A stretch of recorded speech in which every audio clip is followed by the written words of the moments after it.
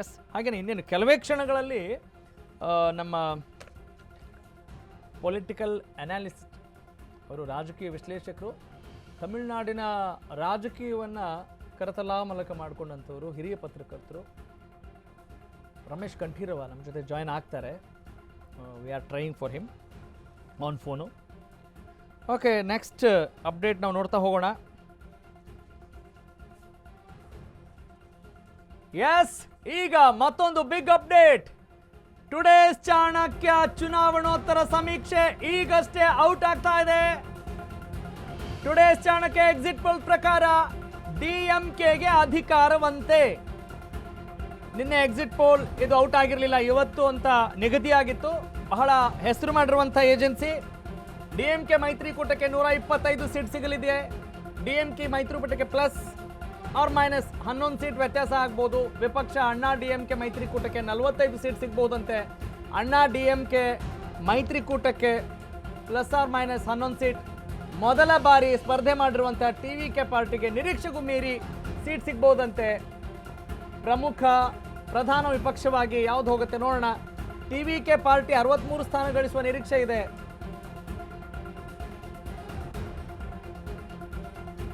S, I repeat, today's Chanakya exit poll ಪ್ರಕಾರ ಡಿಎಂಕೆಗೆ ಅಧಿಕಾರವಂತೆ. ಆಡಳಿತಾರೂಢ ಡಿಎಂಕೆ ಪಕ್ಷಕ್ಕೆ ಫುಲ್ ಮೆಜಾರಿಟಿ ಲಭ್ಯ. ಇದು ಒಂದು ಇತಿಹಾಸ ಆಗುತ್ತೆ. ಡಿಎಂಕೆ ಮೈತ್ರಿಕೂಟಕ್ಕೆ ಪ್ಲಸ್ ಆರ್ ಮೈನಸ್ 11 ಸೀಟ್ ವ್ಯತ್ಯಾಸ ಆಗ್ಬೋದು. ವಿಪಕ್ಷ ಅಣ್ಣಾ ಡಿಎಂಕೆ ಮೈತ್ರಿಕೂಟಕ್ಕೆ 45 ಸೀಟ್ ಸಿಗಬಹುದು. ಅಣ್ಣಾ ಡಿಎಂಕೆ ಮೈತ್ರಿಕೂಟಕ್ಕೆ ಒಂದು ಪ್ಲಸ್ ಆರ್ ಮೈನಸ್ 11 ಸೀಟ್ ವ್ಯತ್ಯಾಸ ಆಗ್ಬೋದು. ಮೊದಲ ಬಾರಿ ಸ್ಪರ್ಧೆ ಮಾಡಿರುವಂಥ ಟಿವಿಕೆ ಪಾರ್ಟಿಗೆ ನಿರೀಕ್ಷೆಗೂ ಮೀರಿ ಸೀಟ್ಗಳು ಲಭ್ಯ ಆಗಬಹುದು. ಪ್ರಮುಖ ಮತ್ತು ಪ್ರಧಾನ ವಿಪಕ್ಷವಾಗಿ ವಿಜಯ್ ಪಾರ್ಟಿ ಹೊರಹೊಮ್ಮಬಹುದು. ಇದನ್ನು ಕೂಡ ತಳ್ಳಿ ಹಾಕುವಂತಿಲ್ಲ. ಟಿವಿಕೆ ಪಾರ್ಟಿ 63 ಸ್ಥಾನ ಗಳಿಸುವ ನಿರೀಕ್ಷೆ ಇದೆ ಅಕಾರ್ಡಿಂಗ್ ಟು ಟುಡೇಸ್ ಚಾಣಕ್ಯ. ಇತರರಿಗೆ 1 ಸ್ಥಾನ ಲಭ್ಯ ಆಗಬಹುದು. ನೋಡಿ, ಈಗಾಗಲೇ ಬಹಳಷ್ಟು ಏಜೆನ್ಸಿಗಳು ಸಮೀಕ್ಷೆಯನ್ನು ಹೊರಡಿಸಿದ್ದಾವೆ, ಔಟ್ ಮಾಡಿದ್ದಾವೆ. ಆದರೆ ಚಾಣಕ್ಯ, ಟುಡೇಸ್ ಚಾಣಕ್ಯ ನ್ಯೂಸ್ ಏಜೆನ್ಸಿಗೆ ಒಂದು ತನ್ನದೇ ಆದಂಥ ಮಹತ್ವ ಇದೆ.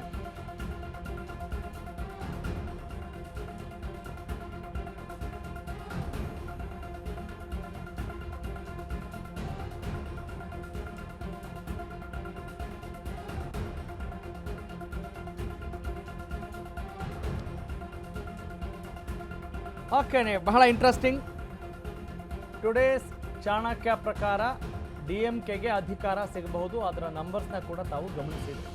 ಆಡಳಿತಾರೂಢ ಡಿಎಂಕೆ ಪಕ್ಷಕ್ಕೆ ಫುಲ್ ಮೆಜಾರಿಟಿ ಲಭ್ಯ ಆಗಬಹುದು. ಆದರೆ ಟಿವಿಕೆಯನ್ನು ಕಡೆಗಣಿಸೋ ಹಾಗಿಲ್ಲ. ನೋಡ್ತಾ ಇದ್ದೀರಿ, 125 ಡಿಎಂಕೆ ಪ್ಲಸ್, ಇನ್ನು ಅಣ್ಣಾ ಡಿಎಂಕೆಗೆ 45, ಟಿವಿಕೆಗೆ 63. ನಾಟ್ ಬ್ಯಾಡ್ ಅನ್ನೋದಕ್ಕಿಂತ ಹೆಚ್ಚಾಗಿ ತನ್ನದೇ ಆದಂಥ ಇಂಪ್ಯಾಕ್ಟ್ ಮಾಡಿದ್ದಾರೆ, ತನ್ನದೇ ಆದಂಥ ಸ್ಪಾರ್ಕ್ ಕ್ರಿಯೇಟ್ ಮಾಡಿದ್ದಾರೆ. ಈ ನಂಬರ್ಸ್ ಹೇಳುತ್ತೆ ಅವರು ಮುಖ್ಯಮಂತ್ರಿ ಆಗ್ತಾರೋ ಬಿಡ್ತಾರೋ ಎರಡನೇ ವಿಚಾರ. ಆದರೆ ಈ ನಂಬರ್ಸ್ನ ಅಲ್ಗಳೆಯೋ ಹಾಗಿಲ್ಲ according to today's Chanakya. Okay, ಈ ಏಜೆನ್ಸಿ ಪ್ರಕಾರ ಇನ್ನು ಈ ಬಾರಿ 30% ವೋಟ್ಸ್, ಸಾಂಪ್ರದಾಯಿಕ ಮತಗಳೇನಿದಾವಲ್ಲ, ಅದು ಶೇರ್ ಆಗಿದೆ. ಅದನ್ನು ನಾವಿಲ್ಲಿ ನೆನಪಲ್ಲಿಟ್ಕೊಳ್ಬಹುದು. ಎಸ್, ತಮಿಳುನಾಡು ಅಂತ ಹೇಳಿದ ತಕ್ಷಣ ದ್ರಾವಿಡ ನೆಲ ಮತ್ತು ಅಲ್ಲಿಯ ಭಾಷೆ, ಸಂಸ್ಕೃತಿಗೆ ಎಷ್ಟು ಬೆಲೆಯನ್ನು ಕೊಡ್ತಾರೆ ಅನ್ನೋದು ಗೊತ್ತಿದೆ.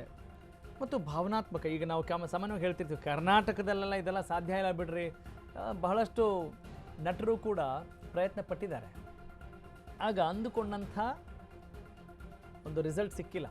ಅದೇ ತಮಿಳುನಾಡು ಮತ್ತು ಆಂಧ್ರದಲ್ಲಿ ಆ ರೀತಿಯಾದ ವಾತಾವರಣ ಇಲ್ಲ.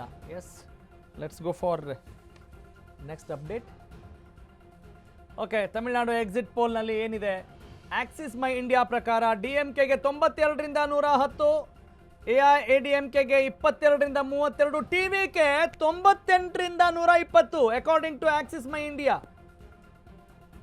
ನೋಡಿ, ಈ ನಂಬರ್ಸ್ನ ನೋಡಿದಾಗ ಏನಪ್ಪ ಆಗುತ್ತೆ? ಮೇ 4ರ ಆ ನಾಡಿ ಮಿಡಿತ, ಹೃದಯ ಬಡಿತ, ಆ ಫಲಿತಾಂಶದ ಕುತೂಹಲ ಇಂಟೆನ್ಸಿಟಿ ಸಿಕ್ಕಾಪಟ್ಟೆ ಜಾಸ್ತಿ ಆಗೋದ್ರಲ್ಲಿ ಅನುಮಾನ ಇಲ್ಲ. ಟಿವಿಕೆ 98ರಿಂದ 120 ಅಂದರೆ ಇದರ ಪ್ರಕಾರ ಟಿವಿಕೆ ಪಾರ್ಟಿಗೆ ಇಲ್ಲಿ ಮೆಜಾರಿಟಿ ಅತಿ ದೊಡ್ಡ ಪಕ್ಷವಾಗಿ ಹೊರಹೊಮ್ಮಬಹುದು, ಸಿಂಗಲ್ ಲಾರ್ಜೆಸ್ಟ್ ಪಾರ್ಟಿಯಾಗಿ ಹೊರಹೊಮ್ಮಬಹುದು. 234 ಓವರಾಲ್ ಕಾನ್ಸ್ಟಿಟ್ಯೂನ್ಸೀಸ್, ಅದರಲ್ಲಿ DMK 92ರಿಂದ 110, AIADMKಗೆ 22ರಿಂದ 32, TVKಗೆ 98ರಿಂದ 120. ಇನ್ನು ಬೇರೆ ಯಾರು ಅಂಥ ಸೀಟ್ಗಳನ್ನು ತೆಗೆದುಕೊಳ್ಳುವಂಥ ಸಾಧ್ಯತೆ ಇಲ್ಲ ಅನ್ನೋ ಮಾತಿದೆ. ಹೀಗಾಗಿ TVK ಭಾಳ ದೊಡ್ಡ ಟಿವಿಯಲ್ಲಿ ಬರಬಹುದಾ, ಸಿಂಪಲ್ ಮೆಜಾರಿಟಿಯನ್ನು ಗಳಿಸಬಹುದಾ?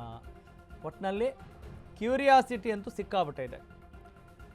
ಹೀಗಾಗಿ ಪಕ್ಕದ ರಾಜ್ಯ ಅಲ್ವೇನ್ರಿ, ಪ್ರಭಾವ ಇದ್ದೇ ಇರುತ್ತೆ. ಅವರ ಸಿನಿಮಾಗಳು ಎಲ್ಲೂ ಕೂಡ ಸಿಕ್ಕಾಬಟ್ಟೆ ಓಡುತ್ತವೆ. ಆದರೆ ನಾವೇನು ಕಲಿಬಹುದು ನಮ್ಮ ರಾಜ್ಯಕ್ಕೆ ಇದರಿಂದೇನು? ಪಕ್ಕದ ಮನೆಯಲ್ಲಿ ಏನಾಗುತ್ತೆ ಅನ್ನೋದು ನಮ್ಮ ಮನೆಗೂ ಲಿಂಕ್ ಆಗುತ್ತಲ್ವೇ?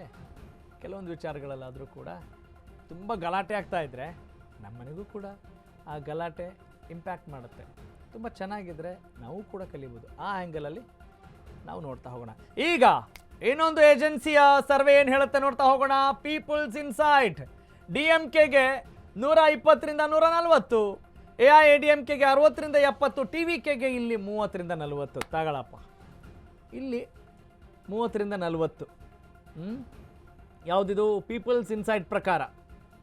ಅಂದರೆ ಒಬ್ಬೊಬ್ಬರು ಸರ್ವೆ ಒಂದು ರೀತಿ ಇರುತ್ತೆ, ಆದರೆ ಮೆಜಾರಿಟಿ ಏನಿರುತ್ತೆ ಅದನ್ನು ನಾವು ತಳ್ಳಿ ಹಾಕುವಂತಿಲ್ಲ. ಎಷ್ಟೋ ಸಲ ಎಕ್ಸಿಟ್ ಪೋಲ್ ಅಂಕಿಅಂಶಗಳು ನಿರೀಕ್ಷೆಯನ್ನು ಹುಸಿ ಮಾಡಿರೋದು ಇದೆ. ಆದರೆ ಇದ್ರ ಪ್ರಕಾರ ಇಲ್ಲಿ ಯಾವ ಪಾರ್ಟಿ ಮತ್ತೆ ಜಯಭೇರಿ ಬಾರಿಸ್ಬೋದು? DMK, ದ್ರಾವಿಡ ಮುನೇಂದ್ರ ಕಳಗಂ ಪಕ್ಷ ಜಯಭೇರಿ ಬಾರಿಸಬಹುದು ಅಂತ ಇದೆ. ಓಕೆ, ಇನ್ನು ಮುಂದಿನ ಏಜೆನ್ಸಿ ನೋಡೋಣ. PMARC ಏಜೆನ್ಸಿ ಏನು ಹೇಳ್ತಾ ಇದೆ ಅಂದರೆ DMKಗೆ 125ರಿಂದ 145, AIADMK 65ರಿಂದ 85 ಸೀಟ್ಗಳು ಸಹ ಲಭ್ಯ ಆಗ್ಬೋದಂತೆ. TVK ಇಲ್ಲಿ ಡಬಲ್ ಡಿಜಿಟ್ ಬಂದಿದೆ, 16ರಿಂದ 26 ಅಂತಿದೆ. ಇತರರು 1ರಿಂದ 6 ಅಂತ ಹೇಳ್ತಾ ಇದೆ. ಇದರ ಪ್ರಕಾರ ಕೂಡ DMK ಪಾರ್ಟಿ ಭರ್ಜರಿ ಜಯ ಸಾಧಿಸಬಹುದು. ಇನ್ನು ಮ್ಯಾಟ್ರಿಜ್ ಏಜೆನ್ಸಿ ಏನು ಹೇಳುತ್ತೆ? ಓಕೆ, DMK 122ರಿಂದ 132, AIADMK 87ರಿಂದ 110, TVK ಕೇವಲ 10ರಿಂದ 12 ಸ್ಥಾನಗಳನ್ನು ಪಡೆದುಕೊಳ್ಬಹುದು. ಇದರ ಪ್ರಕಾರವೂ ಕೂಡ DMK ಪಾರ್ಟಿ ಜಯಭೇರಿ ಬಾರಿಸಬಹುದು ಅನ್ನುವ ಲೆಕ್ಕಾಚಾರ ಇದೆ. ಇನ್ನು ವೋಟ್ ವೈಬ್ ಏನು ಹೇಳುತ್ತೆ? DMK 103ರಿಂದ 113, AIADMK 114ರಿಂದ 124, TVK 4ರಿಂದ 10 ಸ್ಥಾನ ಅಂತ ಹೇಳ್ತಾ ಇದ್ದಾರೆ. ಏನಪ್ಪ, ಯಾವುದನ್ನು ನಂಬೋದು, ಯಾವುದನ್ನು ಬಿಡೋದು? ಇನ್ನೇನು ಒಂದು 4 ದಿವಸ ವೆಯ್ಟ್ ಮಾಡಿದರೆ ಪಕ್ಕಾ ಆಗುತ್ತೆ, ಒಂದು ಕ್ಲಾರಿಟಿ ಸಿಗುತ್ತೆ. ಆದರೆ ಏನನ್ನು ಗಮನಿಸಬೇಕು ಅಂತ ಹೇಳಿದರೆ, TVK ದೊಡ್ಡ ಮಟ್ಟದಲ್ಲಿ ಇಂಪ್ಯಾಕ್ಟ್ ಮಾಡ್ತಾ ಇದೆ. ಮುಂದಿನ ದಿನಗಳಲ್ಲಾದರೂ ತನ್ನ ಸಂಚಲನವನ್ನು ಸೃಷ್ಟಿ ಮಾಡಬಹುದು. ಅವ್ರು ತೆಗೆದುಕೊಂಡಂಥ ನಿರ್ಧಾರ ಅಚಲವಾಗಿದೆ, ಸರಿಯಾಗಿದೆ ಅನ್ನೋದನ್ನು ತೋರಿಸ್ತಾ ಇದೆಯಾ ಟ್ರ್ಯಾಕ್ ರೆಕಾರ್ಡ್ ಅನ್ನೋದನ್ನು ಗಮನಿಸ್ಬೋದು. ಇನ್ನು JVC ಪ್ರಕಾರ DMK 75ರಿಂದ 95, AIADMK 128ರಿಂದ 147. ಓಕೆ, JVC ಪ್ರಕಾರ ADMK ಇಲ್ಲಿ 128ರಿಂದ 147 ಸಿಂಗಲ್ ಲಾರ್ಜೆಸ್ಟ್ ಪಾರ್ಟಿ ಅಂತ ತೋರಿಸ್ತಾ ಇದೆ. This is the matter. TVK 8ರಿಂದ 15. ಇದರ ಪ್ರಕಾರ ಈಗಾಗಲೇ ಹೇಳಿದ ಹಾಗೆ AIADMK ಪಾರ್ಟಿ ಜಯಭೇರಿ ಬಾರಿಸಬಹುದು. ಓಕೆ, ಭಾರತೀಯ ಜನತಾ ಪಕ್ಷ ಇಲ್ಲಿ ಏನಾದರೂ ಇಂಪ್ಯಾಕ್ಟ್ ಮಾಡಬಹುದಾ? ಗೊತ್ತಿಲ್ಲ. AIADMK ಜೊತೆ ಸೇರಿಕೊಂಡು TVK ಜೊತೆ ಅವರು ಸಂಪರ್ಕದಲ್ಲಿ ಇದ್ದರು, ಆದರೆ ನಾವು ಅವರನ್ನು ಸೇರಿಸಿಲ್ಲ ಅನ್ನೋ ಮಾತನ್ನು, ಅವ್ರನ್ನ ನಾವು ಎಂಟರ್ಟೈನ್ ಮಾಡಿಲ್ಲ ಅನ್ನೋ ಮಾತನ್ನು TVK ಕೂಡ ಹೇಳಿದ್ದನ್ನು ನಾವು ಗಮನಿಸ್ಬೋದು. ಓಕೆ, ಇನ್ನು ಪೀಪಲ್ ಪಲ್ಸ್ ಪ್ರಕಾರ DMK 125ರಿಂದ 145, AIADMK 65ರಿಂದ 80 ತೋರಿಸ್ತಾ ಇದೆ. ಇನ್ನು TVK 18ರಿಂದ 24, ಇತರರು 2ರಿಂದ 6. ಇದರ ಪ್ರಕಾರ ಕೂಡ DMK ಪಾರ್ಟಿ ಜಯಭೇರಿ ಬಾರಿಸಿದೆ. ಇಲ್ಲಿ ಓವರಾಲ್ ಈ ಎಲ್ಲ ಏಜೆನ್ಸಿಗಳು ಹೊರ ಹಾಕಿರುವಂಥ ಅಂಕಿಅಂಶಗಳನ್ನು ಗಮನಿಸಿ ನಾವು ನೋಡೋದಾದರೆ, ಒಂದು 2 ಏಜೆನ್ಸಿ TVK ಪಕ್ಕ ಈ ಬಾರಿ ಸಿಂಗಲ್ ಲಾರ್ಜೆಸ್ಟ್ ಪಾರ್ಟಿಯಾಗಿ ಹೊರಹೊಮ್ಮಬಹುದು ಅನ್ನೋದು ಒಂದಿದೆ.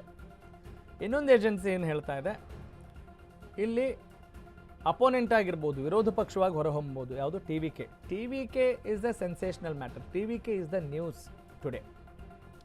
ಅಂದರೆ ಇವತ್ತು ನ್ಯೂಸ್ ಏನು ಅಂತ ಹೇಳಿದ್ರೆ, ನಿಜಕ್ಕೂ ಟಿ ವಿ ಕೆ ವಿಜಯ್ ಕುಮಾರ್, ದಳಪತಿ ವಿಜಯ್ ಅವ್ರ ಪಕ್ಷ ಸಿಂಗಲ್ ಲಾರ್ಜೆಸ್ಟ್ ಪಾರ್ಟಿಯಾಗಿ ಹೊರಹೊಮ್ಮಿ ಮುಖ್ಯಮಂತ್ರಿ ಆಗ್ತಾರಾ